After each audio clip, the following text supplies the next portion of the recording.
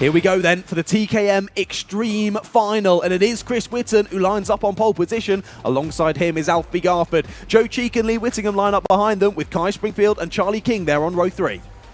On row 4 it's Kian Bennett, followed by Luke Jarman, and then it's Alvin Choi on row 5 and Oliver Bowen. And on row 6 is Andrew Platt and Jessica Fitch-Hall. And then rounding out the grid, it's Mr. Michael Cornell there on P13 for this one. You see the billowing of smoke that we come so accustomed to with the TKMs as they oil up and get ready for the race to get underway. You see the drivers, that's Charlie King there, trying to get a little bit more heat into those tyres as they peer around the last couple of corners. We have got a few stragglers in the background there, just trying to get their way onto the back of the field before the drivers take us around the final corner. Of course, TKM Extreme, slightly older drivers in this one. They've got lots of experience.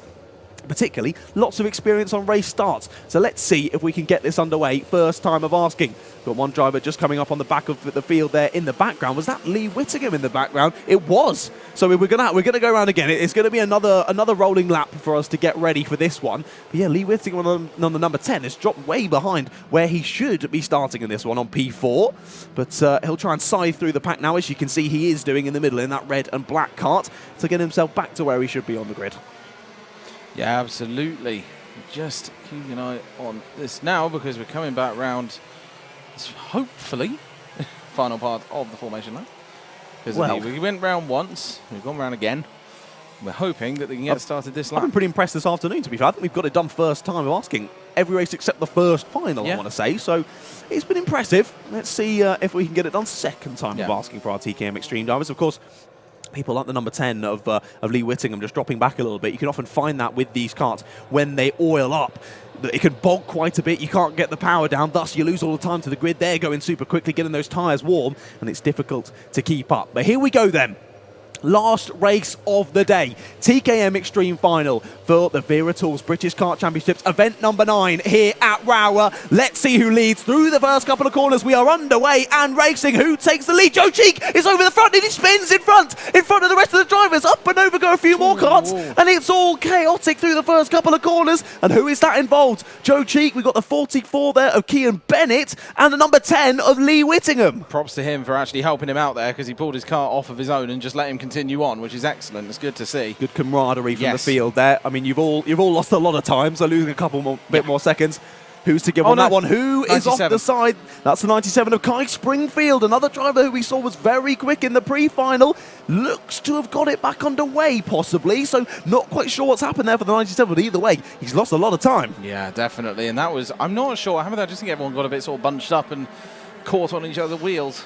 And we're coming through the final corner. Leaders coming round to finish the first lap. Whitton still in the lead, followed by Garford.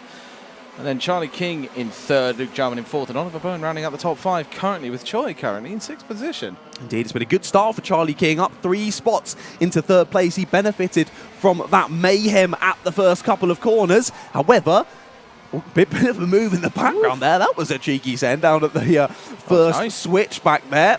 That was Michael Cornell getting through on Andrew Platt. But what I was going to say is Charlie King's made a great start. He's in a good position to get some good points. The problem is Alfie Garford is still ahead of him. Yeah, I think that is the problem. It's like, short of Alfie Garford not being in the race, there's not... That's what he needs. That's Alfie Garford what he needs to retire. Yeah, he needs a retirement, which obviously no one wants, because it's not nice seeing people retire from a race. But that is practically the only way, as it stands on track, that he can not win. And that's a nice little move by the looks of it, by the number 8. Michael Cornell's flying. He just overtook Andrew Platt. Now he gets Alvin True. What a move. There he goes, into 6th place. It was great to chat with Alvin in the Paddock Show. I hope you all enjoyed that at the lunch break. If you didn't quite catch it, you can always go back onto the Motorsport UK channel or Alpha Live channels and re-watch the Paddock Show to see if we had a chat with your favourite driver in the Wera British Kart Championships paddock. But either way, just less than 13 minutes to go on the clock, and Chris Whitton has a fantastic lead, nearly 4 seconds to the good. I didn't quite realise how much Alfie Garford had dropped off. There we go, because the timing was wrong. 1.5 seconds behind is Alfie Garford. Then it's another further 1.5, possibly even 2 seconds back to Charlie King, as he's under a lot of pressure from Luke Jarman. Absolutely, and there's Alfie Garford taking the fastest lap of the race for now, with a 48.84. It's certainly getting close, and the thing is, Alfie Garford doesn't really need more points. I mean, if he can take the win, he'll take the win, but I mean... He's just got to stay relaxed for the rest of the race, really. He does. He's got a bit of side pod damage from that contact at the first corner on the opening lap. He's nursing that fine. Doesn't seem to be affecting his pace at all, does it, as he just sets on the new fastest lap of the race. No, that's the thing with side pod damage. It doesn't do a great deal unless you've got it pushing into something where it shouldn't, or there's been more damage to the wheels or the axles outside of it. So, stuff like that. And 44 has come into the pits. That is Kian Bennett into the pits. Unfortunately, that will be where... Hopefully not, but most likely his race ends. Yeah, he was involved in the incident at the first corner. He was on the kart, so clearly something terminal on that kart, and the team, or the driver even, just decides we're coming to the pits, race over. It could also just be the time lost. Yeah, very true. Either way, it's good. I mean, you've paid to be out on circuit for this time. You might as well use it, even 100%. if it's just as a practice session. You know you're not going to get good points. You might as well use it. Yeah, but either way, pulls into the pits, does Kian Bennett. Yeah, exactly. Just looking here at the number 6 of Charlie King ahead of Jarman. Jarman might be making a move here. Still under lots of pressure, isn't he? I think Jarman's been pretty close.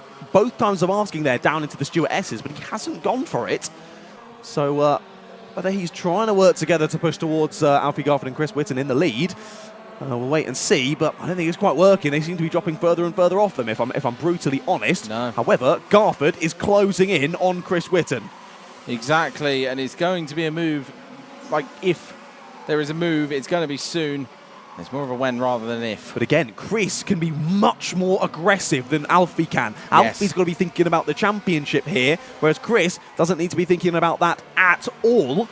Alfie wants to go for a move, or wants to take the race win in his final race of the year, sealing the championship. However, he's got to make sure it's really, really on. He can't just stick it up the inside and hope. That's not going to work. He really needs to keep his nose clean and make sure that he finishes this race, whether that's in first, second, or wherever. He just needs to get to that checkered flag. Absolutely, and currently just everyone seems to be settling in a little bit, which is good to see, just settling in, letting it go. I mean, it's going to happen eventually. Yeah, settling into this race nicely. We've just seen Michael Cornell take another position. He is still flying through this one. Up to 5th place goes the number 8 seeded driver. Past Oliver Bowen for 5th place then, as they are flying around the final corner, these drivers. Here comes the 92 and the 14. This is Andrew Platt and Jessica Fitch-Hall battling over 9th place. Of course, you would have seen earlier on Jessica Fitch-Hall's interview I did with her for the driver of the day at event number 8. And good to see her battling out on circuit. Here's the battle for the lead, though. Yes, they're getting very, very close on circuit. And the fact is, they're going to... I'm keeping an eye on this lead, but I've just seen on the race results for the Junior X30, Macaulay Bishop DSQ. Interesting. Of course, he's already been given his number 1 plate. We'll have a look at that one after this race, but he has been disqualified from the final. We'll wait and see how that race unfolds. But for now, we continue to check the order in this one. There's a move down the inside. That's the number 10 of Lee Whittingham after being involved in that incident on lap 1, coming back through the field. He gets himself up into 9th place past Andrew Platt. But here's the look at the front again. You can see that side pod damage on the right-hand side of the kart for the number 88 of Alfie Garford. He's all over the back of Chris Whitten. But once again, he's got to make sure that this move is clean if he does try and go for the lead here. And he'll know it. He's a heads-up racer. And to mention again, if he takes the championship here, Alfie Garford will be the youngest ever championship winner in TKM Extreme in the senior category. He's only 14 years of age. He's technically below the allowable age, but because he has an international license, it doesn't matter. He can get involved, and he's doing a blimmin' good job. Yeah. It's brilliant to see as well. Like, that's the thing. You can technically, with certain licenses, basically enter in stuff that's above your age limit, but it proves that he is absolutely worthy of being able to, and there is the 44 kart of Kian Bennett just there as we come back to the leads of the race. And that's the thing, it's just... I guess the thing is skill will always go over how old you are. Yeah, if you have a license, you are good enough. You're going to get into the stuff you want to race in, and that's the biggest thing. But yeah, currently they seem to just be working together, which is good, and it will help them get away, but they are being caught very slowly by the karts behind. Indeed. I think Chris Whitten and Alfie Garford have really good pace, actually. 48.7 for both of them on the last lap. These two chasing 49.1, so dropping about a quarter to half a second every lap are Charlie King and Luke Jarman. Luke Jarman's been super close to the back of Charlie King basically since I can remember in this race. Hasn't gone for a move though, and Michael Cornell, who's up 8 spots in this final, up into 5th place, is closing that gap lap after lap after lap. It was 4 nearly tenths of a second on the last lap. 7.3 seconds behind the leader is Michael Cornell. He could be in with a shot of a podium here. He's not got too far to catch Charlie King and Luke Jarman in 3rd and 4th. No. And then he's just got to get past them, and we've seen him send a good couple of cheeky moves already in this race. And actually, Michael Cornell is dragging Oliver Bowen with him now. Oliver Bowen's picked up some great pace through the second half of this race, and here we see said battle. But Chris Whitton, after being pressured by Alfie Garfer for the last number of laps, sticks in a 48.61, new fastest lap of the race for Chris Whitton. We still look at this battle for 3rd. Absolutely. Still fighting their way forwards, just trying to stick with each other, keeping it going, making sure that they can keep moving forward as well. That's the important thing. Just keep moving forward and don't let the karts behind catch up, because as soon as it becomes a 4-car battle, it's going to be a lot harder to keep that distance as well. It's going to be a lot harder to pull away. Yeah, no, for sure. I'm sort of not really sure why Luke Jarman hasn't gone for a move as of yet on Charlie King. He's been quicker than him pretty much on every lap here, but he's just sat back and waited. But now Luke Jarman's having to check over his shoulder as they head into Paddock Bend. He can see Michael Cornell and Oliver Bowen closing in rapidly here as we head on to a new lap of the race, lap number 11 to be exact. 5 minutes and 45 seconds left to go on the clock. Still lots of time for it to change. Alfie Garford, as you say, doing the smart thing at the front, just sitting back and letting the race come to him for now. Absolutely. And the thing is, I don't know how they're catching up so fast behind. Now, these two Michael Cornell has been so quick in this race. Yeah, and there you go. You can just see behind the 6 as well. It's just so quick. Like, the number 8, there he is. Michael Cornell, I completely forgot that is not. Anyway, you're good. But yes, 6 and an 8 do look quite similar, I have to say, especially when they're slightly rubbed off.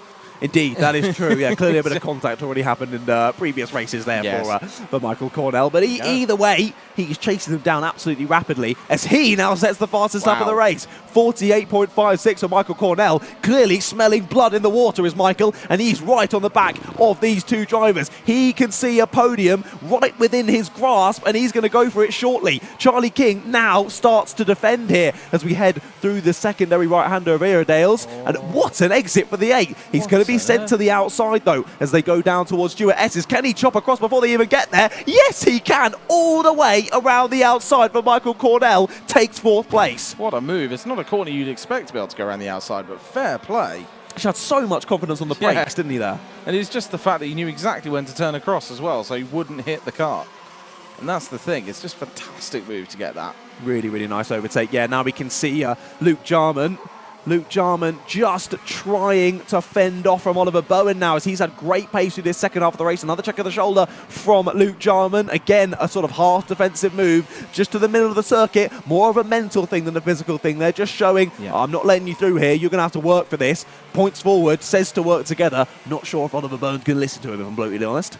No, I'd be surprised if he did. He's closed up on him. He's kept with Michael Cornell. Is absolutely flying. Yeah. I think Bowen just want to get through and get ahead as well. He can get a P4 out of this potentially. And Cornell now almost right on the back of Charlie King. Yeah, that's the thing. And Cornell will definitely want to try and make that move because podium's a podium at the end of the day. And considering he started right from the back, that's 9 positions gained to get up into 4th place. And, well, hopefully soon to be 3rd, but that was a little hand up, just saying, I assume work together. I'm not sure. We didn't see the start of the hand gesture. They're coming round towards that first, just turning back on themselves, and that has actually been where most of the overtakes have happened in a way, because it's just such an easy place to just completely send it, and here as well. Indeed, very easy. They were side by side behind. Yes, they were. Bowen's not happy with whatever happened there. We just caught the end of the incident there. And he wasn't happy with whatever Luke Jarman did. I thought Oliver Bowen got the good exit with force to the outside as they came to it. Maybe just got shoved off to the left by Luke Jarman and hence had to catch the slide before he went off into the dust on the outside of the corner. Either way, Oliver Bowen held on to it, but he's lost a good couple of seconds and possibly the opportunity at 5th place, to be honest. But here is your battle for 3rd. And I think it may not actually be too much of a battle because I think Cornell is signalling to just keep going. in that car. I think I've seen a couple of Andres where he's pointing forward. He's going to take the move. No, here, King is defending hard. Oh, no, he got to be careful. Well. He defended well on that one because he just shut the door. Cornell's got to be careful, though, about that nose cone.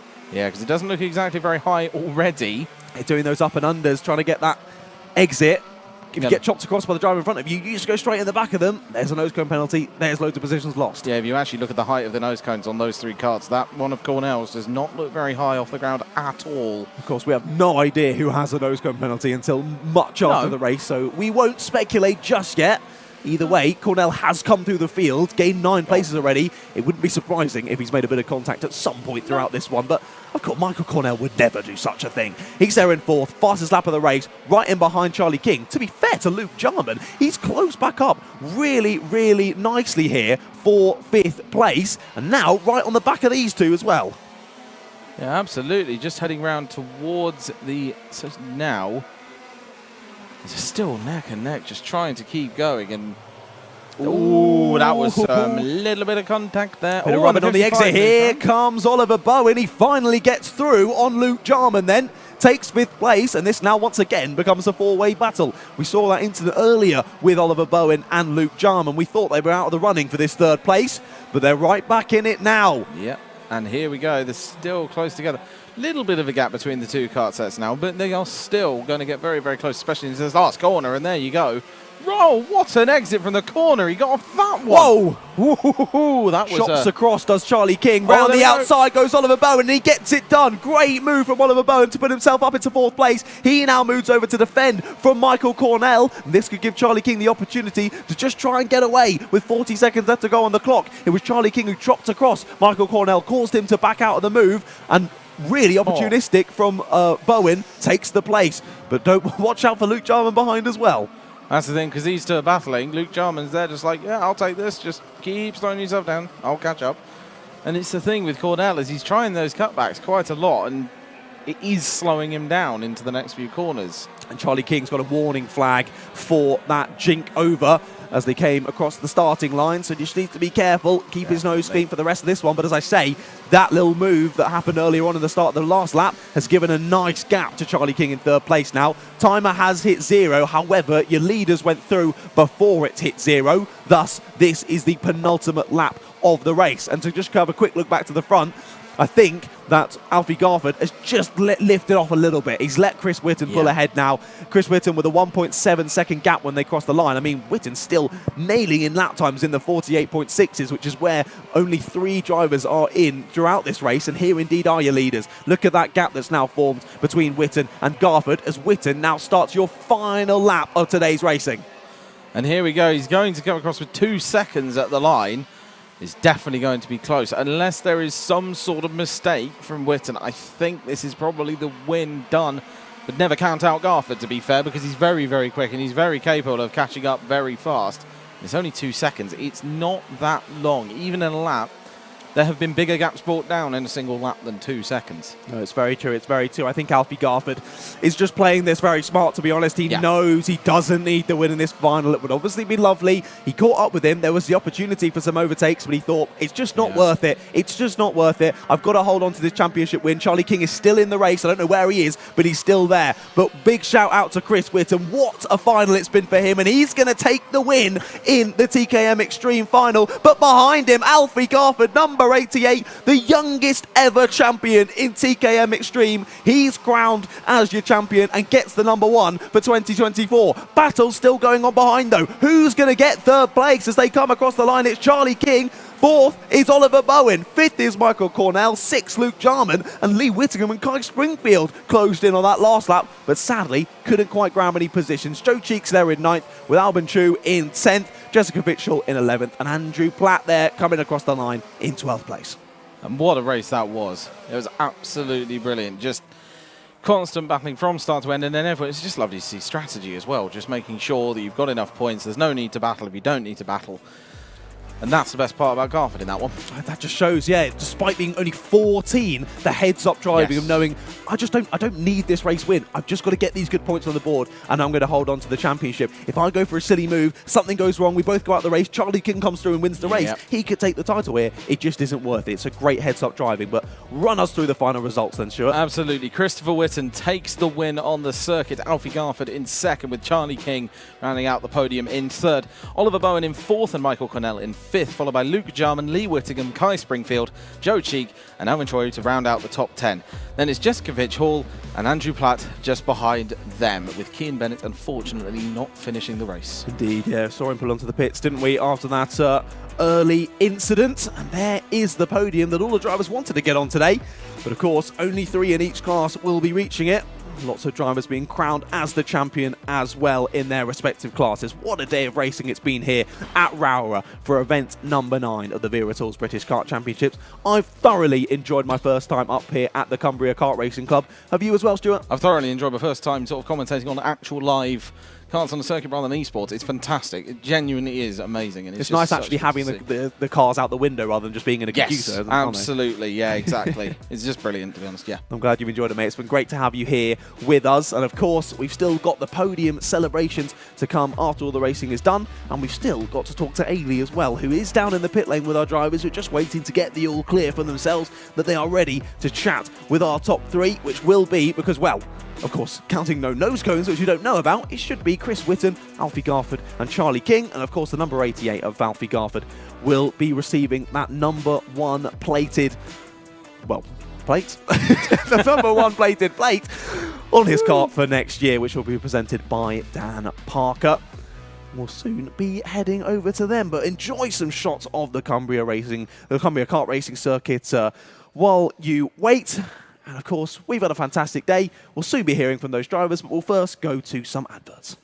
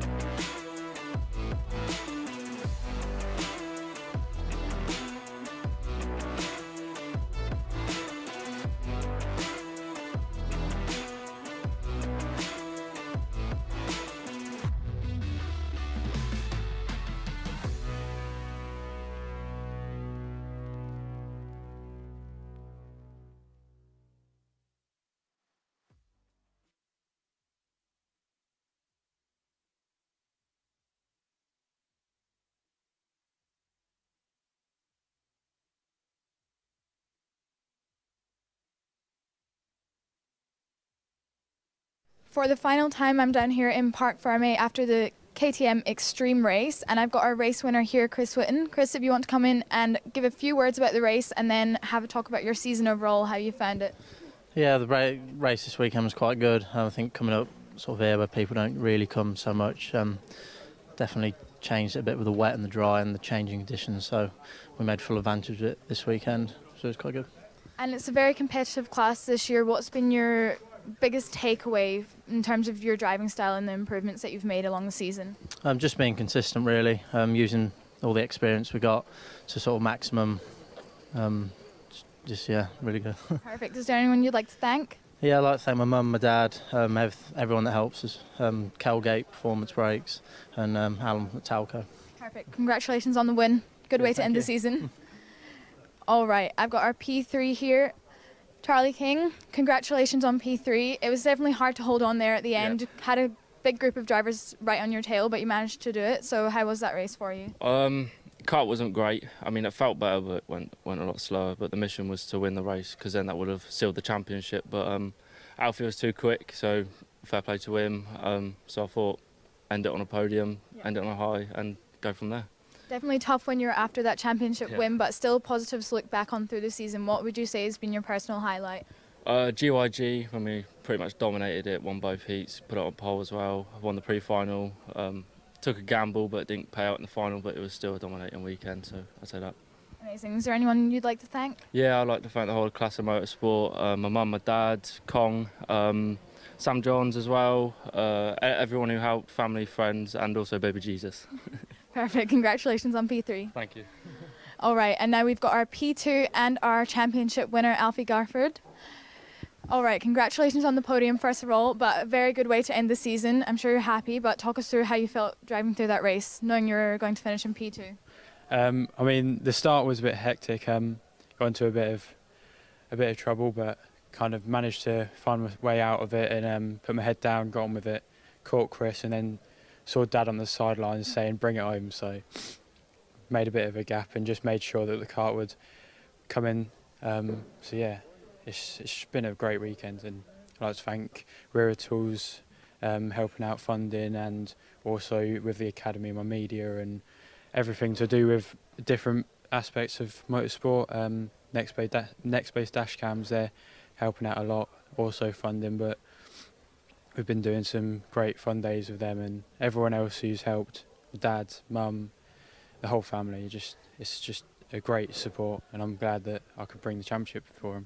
I'm sure you want to stop and think about the championship for a little bit longer, but what's in store for you next year? Honestly, I don't know, but I think we'll have a long think about it, and we're enjoying it at the minute, so just whatever we find enjoyable we'll do.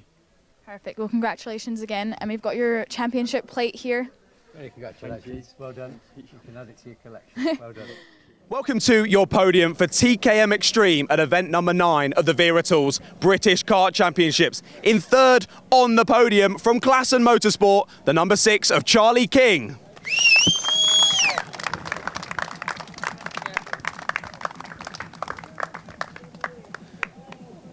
Then second on the podium, the number 88 and privateer Alfie Garford.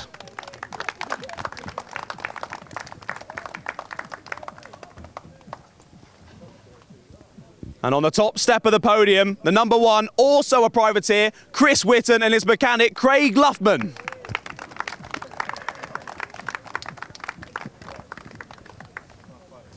Alfredo.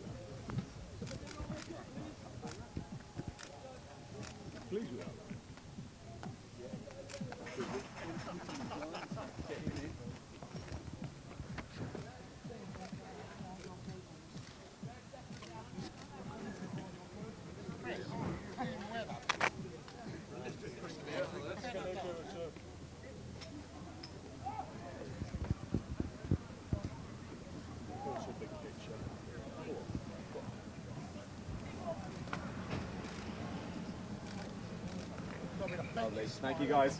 Final round of applause for your TKM Extreme podium. Lovely. Thank you, everyone, for coming. Have a safe trip home. Thank you.